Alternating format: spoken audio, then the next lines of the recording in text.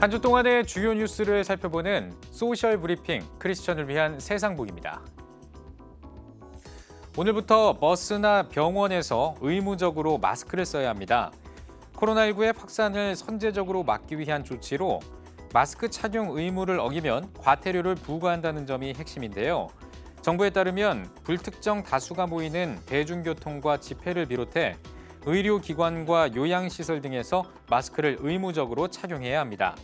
이를 어기게 되면 위반 당사자에게 최고 10만 원, 관리 운영자에게 최고 300만 원까지 과태료를 부과할 수 있습니다.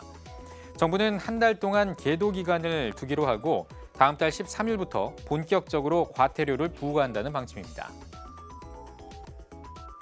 아프리카 돼지열병이 전국으로 확산하면서 축사에 비상이 걸렸습니다.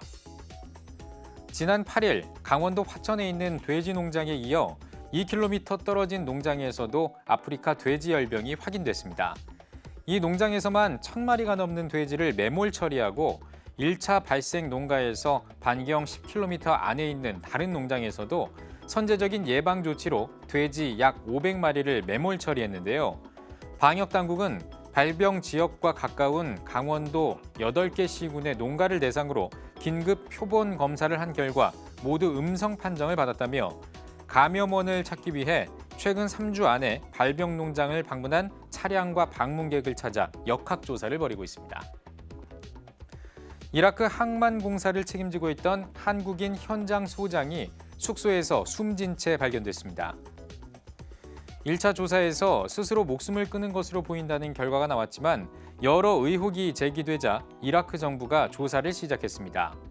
이라크 의회는 공사를 늦추려는 외부 세력이나 수주 과정에서 불만을 가진 사람들이 개입했을 가능성이 있다며 숨진 한국인 현장 소장의 손과 등에 상처가 있었다고 밝혔습니다. 현지 관계자는 이라크 총리실이나 내무부에서 국장급 인사를 보내 조사하는 과정을 참관하고 있다고 전했습니다. 한때 품귀 현상을 빚었던 공적 마스크가 이제는 재고가 넘쳐 문제가 되고 있습니다. 대한약사회는 공적 마스크를 공급해온 업체들이 물류 창고에 쌓인 재고로 경영난이 가중되고 있다며 도움을 요청해왔다고 밝혔습니다. 대한약사회는 중앙재난안전대책본부 등 관련 부처에 코로나19 재유행에 대비한 비축분 확대와 인도적 지원, 수출 물량 확대 등 신속한 해결 방안을 마련해달라고 건의할 계획입니다. 작년에 보이스피싱 등 전기통신 금융 사기가 극심했던 것으로 나타났습니다.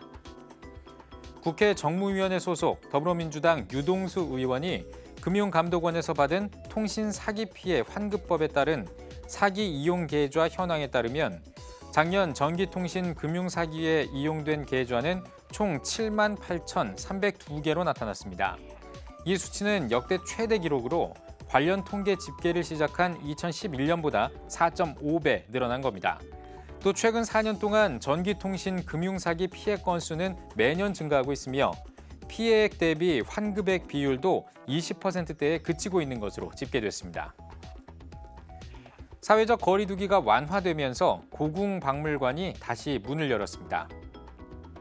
문화재청은 정부의 사회적 거리 두기가 1단계로 완화됨에 따라 지난 8월부터 휴관하고 있는 문화재청 소관, 실내 관람기관과 시설을 재개관한다고 밝혔습니다. 재개관하는 시설에는 국립고궁박물관을 비롯해 덕수궁 중명전과 석조전, 창경궁 온실 등 14개소입니다. 재개관 이후에도 마스크 착용 등 방역 수칙은 그대로 유지되며 국립고궁박물관과 국립무형유산원은 인터넷을 통한 사전 예약제로 관람 인원을 제한할 예정입니다. 지금까지 소셜 브리핑 크리스천을 위한 세상복이었습니다.